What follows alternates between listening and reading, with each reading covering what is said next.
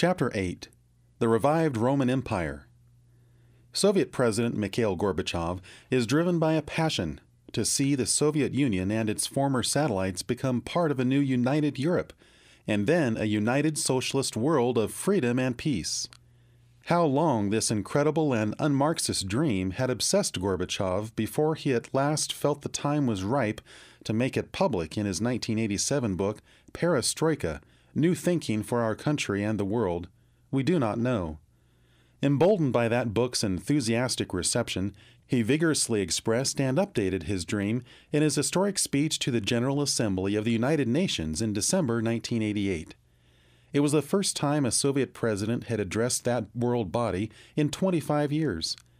The cultured and convincing delivery by Time magazine's 1980s Man of the Decade was a far cry from Khrushchev's crude tirade before that same body when he emphasized his points by pounding the lectern with his shoe.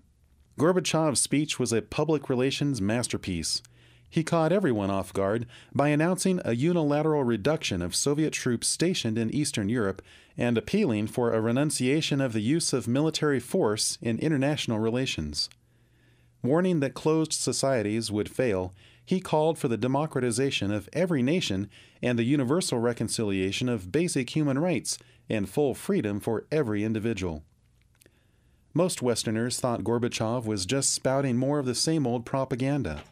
The Soviet leader, with a straight face, calling for democratization of every nation? Stop joking! And condemning closed societies to failure? Wasn't that a description of his own country? Few of his listeners that day would have believed that the closed societies of Eastern Europe would indeed have all failed and fallen within a year of that prophetic pronouncement, but nearly everyone has since then become a believer in Gorbachev and in his revolutionary proposals, which do not stop with Europe but extend to the entire world. How I wish that some of the old-time preachers from my youth could be alive today. They would be thrilled to see the developing revival of the Roman Empire of which they spoke with such confidence 50 years ago. They would also, I believe, see their mistake in interpreting the 10 toes of Nebuchadnezzar's image, Daniel 2, verses 31 through 45, as 10 nations in Western Europe. We have already noted that both recent events and the facts of history require a much larger view of what those 10 toes represent. At the peak of its power, ancient Rome controlled territories far beyond Western Europe. In addition, there were Greece, Turkey, and parts of what used to be East Germany, as well as much of Hungary, Romania, Yugoslavia, Albania, Bulgaria, Soviet Armenia, and other parts of the Soviet Union around the Black Sea. The Caesars' ancient empire also took in Syria, Lebanon, Israel, Jordan, Egypt, and the Mediterranean coastal areas of North Africa, all the way to the Atlantic Ocean. It was simply a mistake ever to equate the revived Roman Empire with a theoretical 10-nation confederacy in Western Europe. What is the justification, however, for extending this empire of the Antichrist far beyond the actual area controlled by the Caesars? There are many reasons. The Caesars ruled the world of their day, so it would make sense that the Antichrist, heading a revived form of the Caesars' empire, would rule the world of his day, which now includes all nations. But isn't it presumptuous to leave out the largest portion of the earth, including the great ancient civilizations in India and China, in referring to the Roman Empire as the world of its day? Again, there are good reasons for doing so. The Bible itself refers to the 4 kingdoms represented by Nebuchadnezzar's image as ruling over all the earth. Daniel 2, verse 39. So, we must view ancient Rome as a world empire if we are to adopt the biblical perspective. It then follows that the revived Roman Empire will be a world empire also. What that means in the world of the last days is stated very clearly. Power was given him over all kindreds and tongues and nations, and all that dwell upon the earth shall worship him. Revelation 13, verses 7 and 8. As we have already pointed out, these verses state explicitly that the Antichrist will rule over and be worshipped by the entire world. There can be little doubt, for reasons already given, that the nations of the world will eventually all unite. As we have also noted, it makes little sense, particularly in light of the plain statements of Scripture, that the Antichrist would rule over only a small part of a united world. Furthermore, as Václav Havel, newly elected president of Czechoslovakia, pointed out in a major article written early in 1990 for U.S. News and World Report, quote, "Europe has been the cradle of a civilization that has shaped the history of the world for the last 2,000 years. The spiritual impulses of antiquity, Judaism, and Christianity merged into a force that has forged the world as we know it. European civilization discovered, explored, conquered, and dominated other continents, other civilizations. It has brought European thinking, enterprise, and inventions to the remotest corners of the earth." Unquote. These colonial nations not only spread European culture and ideas around the globe, but also Christianized their colonies. Thus the foundation was laid worldwide for the apostate Christian church that will follow the Antichrist, thinking that he is Christ.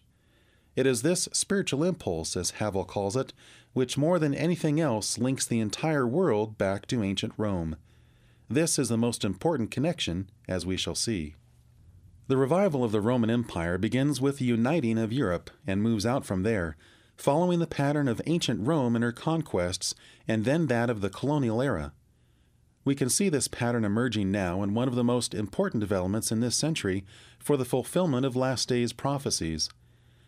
The quote-unquote democratization of Eastern Europe now underway is following Gorbachev's scenario, and it has opened the door for East and West to be united in a new and much larger Europe than almost anyone else had dared to envision. It was in perestroika that he first proposed what at that time seemed either an insane fantasy or pure propaganda, a Europe that would be united from the Atlantic to the Urals. The one other leader who shared Gorbachev's incredible vision in those days was none other than Pope John Paul II.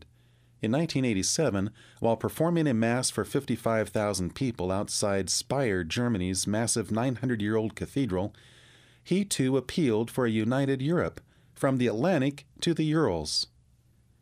After the Berlin Wall crumbled and communism collapsed in Eastern Europe, others also began to take up the same theme. Early in 1990, about 2 weeks after re-establishing ties with the Vatican, following a break in relations of 40 years, Hungary's Foreign Minister Gyula Horn proposed that Eastern European nations join NATO's political councils, an idea that was utterly unthinkable in the past. He went on to say, quote, "I would like to stress that a united democratic Europe is our goal. We need to act on this. To that end, a lot of things have to be rethought." Unquote. In the same article quoted above, Václav Havel went on to state, quote, "For more than 40 years there has been not one Europe, but at least two.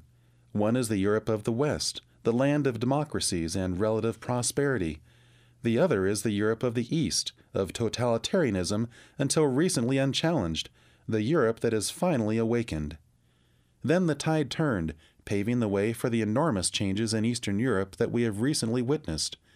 Europeans in the West have made clear their intention to overcome national, political, and geographical barriers, and to enter the next millennium as a single community. Europeans in the East have made equally clear their interest in joining this community of free nations." Unquote. To Gorbachev must go most of the credit for the enormous changes in Eastern Europe. The infamous Berlin Wall is no more.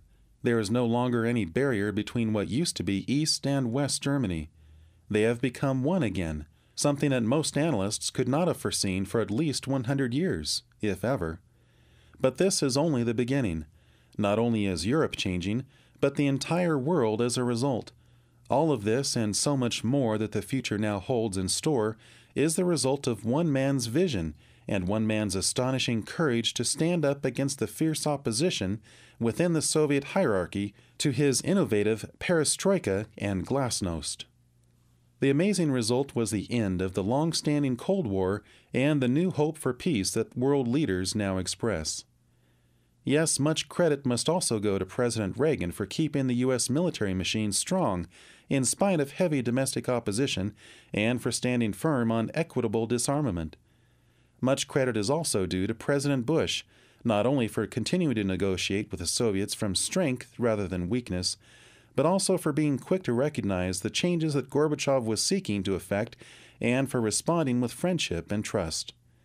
Without Gorbachev at the helm of the Soviet Union, however, the Kremlin might well have decided that because of its economically hopeless situation, its only option in its rivalry with the West was war. Instead, we now have a new and previously unbelievable partnership between the United States and the Soviet Union, a partnership that is working for the mutual interests of worldwide peace and unity. There now seems little doubt that the division between East and West Europe has ended, and that it is only a matter of time and implementation until Europe will indeed be united from the Atlantic to the Urals. But that isn't all. Something much larger is in process. With the Eastern Bloc joining the West and receiving an influx of investment capital and business and farming expertise, the resulting European community will have the power to dominate the world. At some point, everyone will want to join for economic and security reasons. After the church has been taken to heaven and his power has been consolidated, the Antichrist will use force to maintain his rule. His kingdom will eventually explode in war between rival factions at Armageddon, but first the foundation must be laid, which current events seem to be doing. The new united Germany has called for the United States and Canada to form a new transatlantic partnership, bolstered by a treaty to complete the work of ending East-West divisions in Europe. Japan and other Asian nations are preparing to negotiate their relationship to the new Europe. Again, Gorbachev turns out to be a prophet, for in that same United Nations speech he had called for the adoption of a new economic system as the key to a new and united world of peace and prosperity. The first Moscow envoy to speak at a U.S. college commencement, departing Soviet ambassador Yuri V. Dubinin, told the May 1990 graduates of George Washington University's Elliott School of International Affairs that the Cold War is obsolete and that now the Soviet Union and the United States think of each other not as adversaries but as partners. Dubinin told the graduates that they must participate in shaping a new international order. We have already quoted The Spectator, London's conservative weekly, in reference to the new larger Europe that promises to unite East and West. Quote, "We are taking the first steps toward an ecumenical community that will ultimately spread to all corners of our planet." Unquote. Globalism. The very thought used to evoke in thinking Christians the horrifying image of the Antichrist ruling the world. But now such a reaction is looked upon, even in many Christian circles, as a paranoid carryover from an Antichrist phobia that inhibited progress. It is now generally taken for granted that the world must be united under some form of binding association that supersedes national boundaries and loyalties. The necessity for this new unity grows more urgent each day, not only to prevent World War III with its inevitable global destruction, but to rescue the entire planet from the brink of ecological collapse. There are also economic and banking reasons for unifying the world which are equally compelling. Unless one is a Christian and really believes that either Christ or Antichrist must rule the world, nothing makes better sense than a one-world government in some benign form. Consequently, we may expect an increasing and less subtle promotion of one-worldism throughout our society, from the highest levels of government to the classrooms of our youngest children. As the National Education Association has said, quote, "It is with sobering awareness that we set about to change the course of American education for the 21st century by embracing the ideals of global community, the equality and interdependence of all peoples and nations, and education as a tool to bring about world peace." Unquote. Even forgetting the Antichrist, there are obvious moral consequences to making the world one. An integral part of the new global education is, as Alan Bloom warns in The Closing of the American Mind, quote, "to force students to recognize that there are other ways of thinking, in order to establish a world community and train its members, the person devoid of prejudice." Unquote. Bloom's use of prejudice is tongue-in-cheek, for in the new community there can be no moral absolutes. It must be labeled prejudice to suggest that one point of view must be right and another wrong, particularly with regard to religion. There must be absolutely no absolutes, for such dogmatism would destroy global unity. So Linda Falkenstein of Northwest Regional Educational Laboratory argues, quote, "Black and white answers probably never really existed, But the time is long past when even the myth can endure. Competent world citizens must act in the large zone of grays where absolutes are absent." Unquote. The most dangerous part of global education is its teaching about religion. It is especially in this area that the planners realize they must eliminate prejudice and introduce tolerance for all beliefs. Thus, the new curriculum in American public schools calls for teaching not religion, which is forbidden, but about it, in a comparative study of the world's religions. Soviet schools also, where atheism once reigned, plan a similar religious studies program. Evangelical leaders have joined liberals and atheists in endorsing such globalist education programs as the Williamsburg Charter. Its curriculum in public schools across America, which is calculated to make global citizens for the New World Order, will teach students that all religious beliefs are to be tolerated. It is an easy step, especially in a child's mind, from tolerance to acceptance. Teachers, of course, cannot even suggest that one religion might be wrong and another right, much less that only one could be right. It will be only logical for the students to conclude that all must be equally valid. Therefore, one's choice of religion doesn't really matter, since there is no such thing as right and wrong, a concept they have been taught for years in the area of morals through such programs as values clarification. It is the perfect preparation for the Antichrist's ecumenical world religion. Forming a partnership between all religions is, of course, foundational to the creation of global citizens and the Antichrist's world government. Political unity is impractical when religious barriers still divide. In Learning for Tomorrow, The Role of the Future in Education, Wendell Bell makes it clear that the demise of superstition and cultural absolutes is necessary in order to unshackle humankind for the new world of the future. To create the new world citizen, it is necessary to remove all prejudice against the beliefs which other people may hold. This fact is forgotten by Christians in their excitement over the new freedom of conscience being offered. Focus on the Family Citizen enthusiastically reports that Gorbachev has publicly admitted to Pope John Paul II that his nation needs Christian moral values. But what does he mean? Gorbachev's promotion of spiritual values must be taken in the context of his warnings against outmoded dogmas. In an obvious affront to the one who is the Alpha and Omega, Revelation 1 verse 8, he stated at his June 1990 reunion with Ronald Reagan in San Francisco, where tolerance has borne such deadly fruit as AIDS, quote, "Everything must change. Tolerance is the Alpha and Omega of a new world order," unquote. Evangelical Christianity is already recognized as the enemy of the new freedom of conscience and must either change or be outlawed because it expresses what is considered to be the ultimate intolerance, that Jesus Christ is the only Savior of the world and that all must believe in Him or be eternally lost. Yet church leaders, both Protestant and Catholic, are jumping on the one world bandwagon, which can only be held together by tolerance for all beliefs. As early as 1970, the Lutheran Church in America adopted an official position statement titled World Community, Ethical Imperatives in an Age of Interdependence. Under the heading, Toward a Global Civil Order, it advocated the establishment of world and regional institutions to implement a new world order. The National Conference of Catholic Bishops similarly expressed its support for globalism in a recent pastoral letter. Quote, "We are now entering an era of new global interdependence requiring global systems of governance to manage the resulting conflicts. These growing tensions cannot be remedied by a single nation-state approach. They shall require the concerted effort of the whole world community," unquote. If the Catholic bishops, the Pope, and many Protestant leaders as well are in favor of it, then why not join all nations together in one global brotherhood?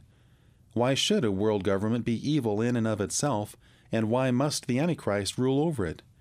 With the threat of a global communist takeover removed, it would appear that the uniting of the world will not, as once thought, come about by the forceful imposition of an ideology, but by a voluntary association of those who are tolerant of one another's differences. It sounds like the fulfillment of Daniel's prophecy that the revived Roman Empire would be iron mixed with clay. Indeed, the clay of democracy emerging out of communist dictatorships to form the new international socialism adds an element of persuasion that plays an important part in the deception. The iron of fading totalitarianism must be mingled with the miry clay of democracy for the Roman Empire to be revived. It is happening. So what is the significance of the revival of the ancient Roman Empire? Why this empire instead of another? What function will Rome play, if any? The answers to those questions bring us to the heart of the matter. Here again is where the plot thickens. It is fascinating, first of all, to notice that ancient Rome did indeed serve more than one function concerning Christ's first advent. For example, it was Roman execution by crucifixion that caused Jesus to die in the manner prophesied by David. "All my bones are out of joint." That is characteristic of crucifixion. "They pierced my hands and my feet. They part my garments among them, and cast lots upon my vesture." Psalm 22, verses 14 through 18. As in his death, so in his birth, Rome played an integral part as well. "And it came to pass in those days that there went out a decree from Caesar Augustus that all the world should be taxed. And all went to be taxed, every one into his own city. And Joseph also went up from Galilee unto the city of David, which is called Bethlehem, because he was of the house and lineage of David, to be taxed with Mary his espoused wife, being great with child. And so it was that while they were there, she brought forth her firstborn son." Luke 2, verses 1 through 7. Interesting.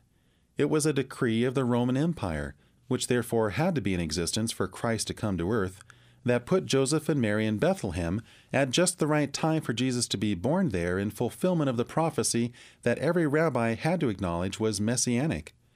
"But thou, Bethlehem Ephratah, though thou be little among the thousands of Judah, yet out of thee shall he come forth unto me that is to be ruler in Israel, whose goings forth have been from of old, from everlasting."